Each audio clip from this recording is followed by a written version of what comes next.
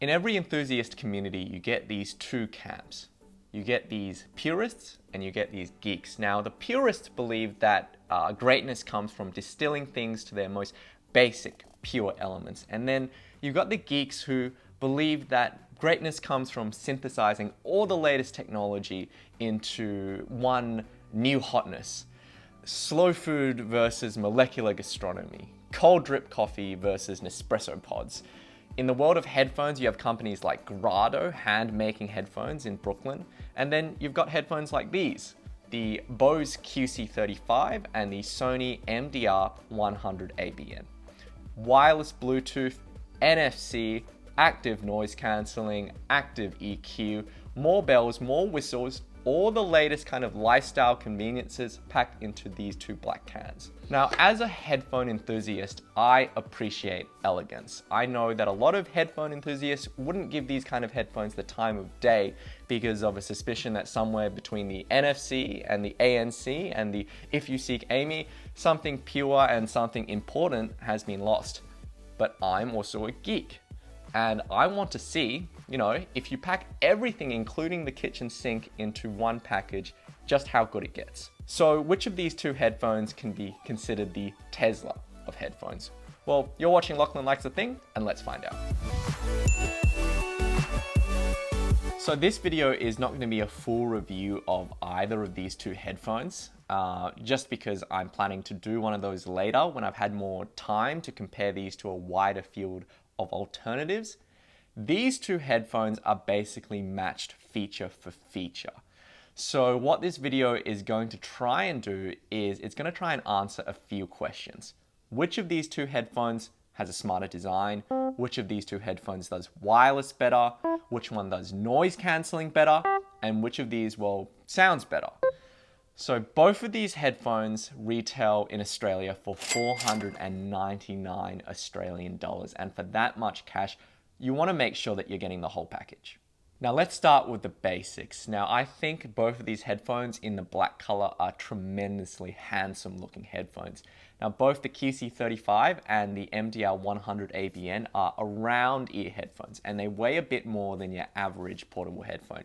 The Sony weighs 290 grams and the Bose weighs a bit more at 310 grams. But despite the additional weight, I actually found the QC35 is significantly more comfortable than the Sony.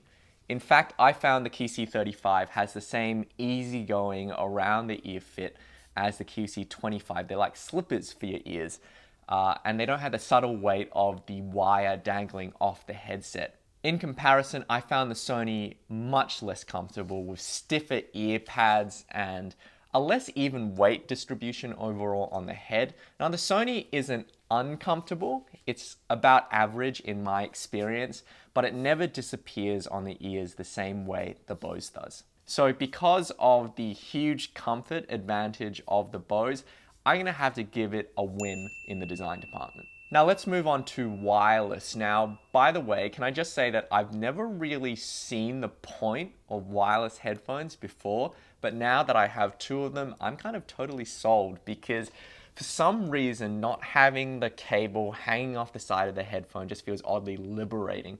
You aren't tethered to your device, you don't get tangled up in your cables. I found you can get the occasional hiccup from the wireless connection from both of these headphones, but by and large, I found the connection pretty stable. It's in the implementation of wireless pairing where there's a big difference between the Sony and the Bose. Now with the Sony, you can pair up to 8 devices, but like with most Bluetooth devices I've used, you can only actually connect to one device at a time.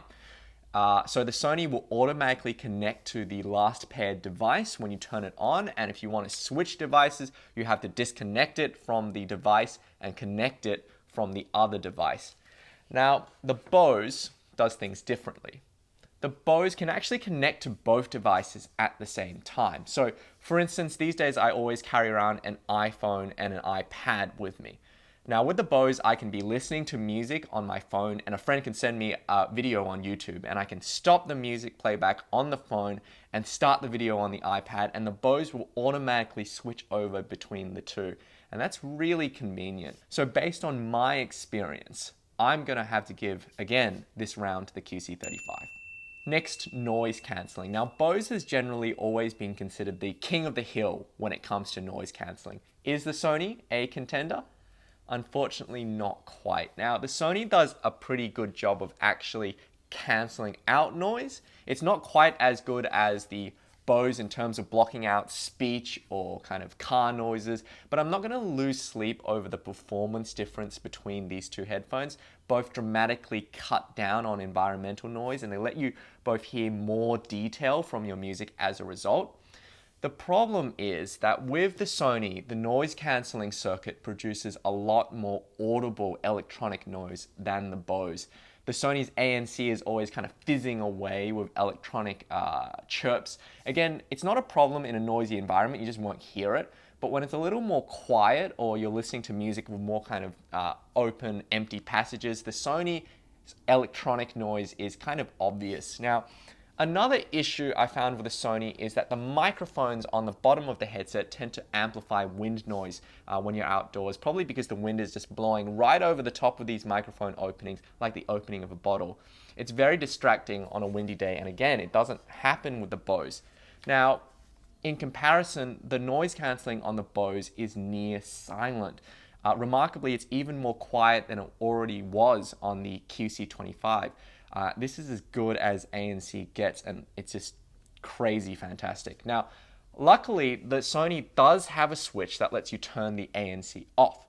And this is great when you're in a quiet place where the environmental noise is already lower than the electronic noise from the ANC, and it's useful in case you actually want to hear what's going on around you. So for that reason, I think that the Sony is a good workplace headphone. It's going to be good because you can choose whether or not you want to tune the people around you out. But even if the ANC on the Sony is turned off, the DSP chip is still active on the Sony, and that still produces electronic noise by itself. So I can pretty confidently say that Bose still remains the market leader when it comes to noise cancellation. So that's 3 points to Bose.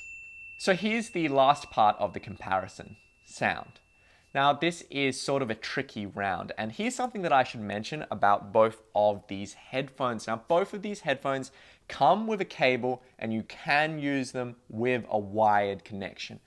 But even with a wired connection, they're both best used still with the headset turned on and using battery power.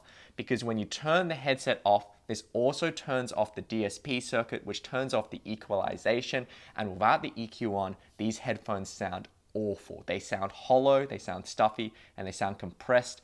So obviously they've used the EQ to compensate for some of the compromises they had to make to fit in all the rest of the kind of tech into these headphones. So all of my comments about the way these two headphones sound apply to how they sound with the EQ turned on, which is basically how you're always going to be using these headphones anyway, unless you run out of charge, which in my experience is not particularly often because they both hold charge pretty well and they give you warnings and prompts and that sort of thing.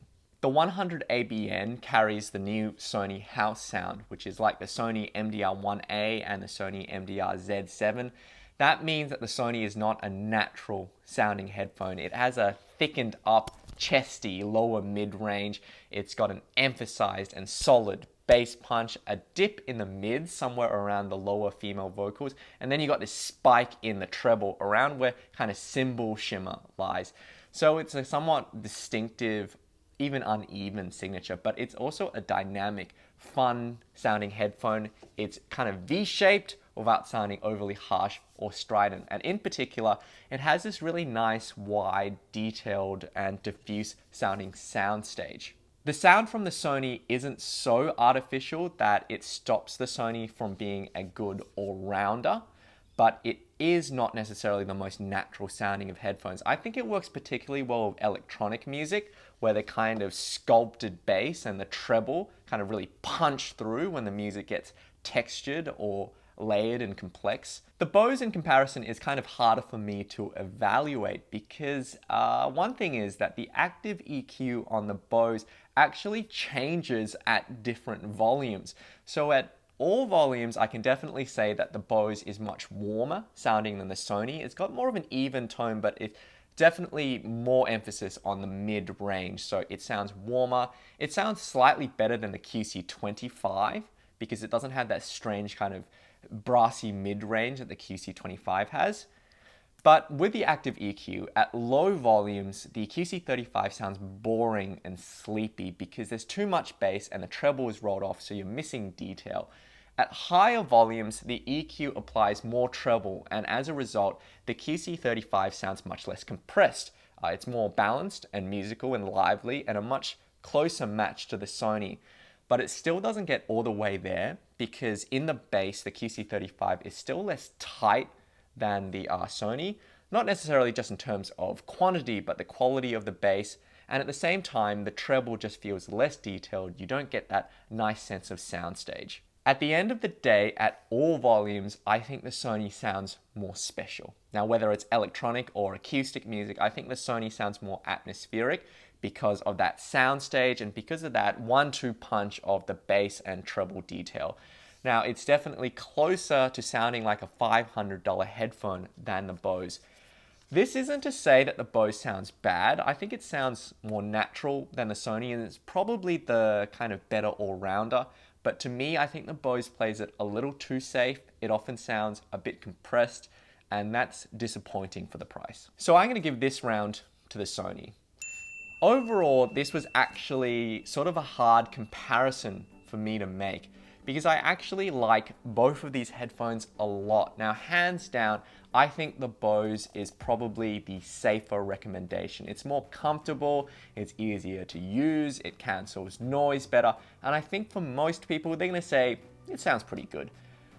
While I don't think the Sony quite matches up to the Bose in terms of design cleverness, I don't think it has any fatal flaws either. So I like the way the Sony sounds, and for a portable headphone, I've actually enjoyed using it most of all just kind of paired to my computer. At the end of the day, it's going to be your call. When I started this review, I actually expected to be pretty disappointed by both of these headphones. But now that I've actually tried them, I've been sort of really impressed because turns out this is expensive technology, but it's mature technology now. And for most music listeners, headphones like these represent the future. And the future is sounding pretty good. Now, just because I wanted to keep this video from becoming too overwhelming to watch, there's a whole bunch of stuff I haven't covered in this video that I know that you're just gonna ask me. So I'm happy to answer any questions in the comments below about these headphones. And if you have either of these two headphones, please let me know your experience in the comments. I'd love to hear it. If you found this video helpful, then why not like and subscribe for more videos. I'll see you next week, and as always, happy listening.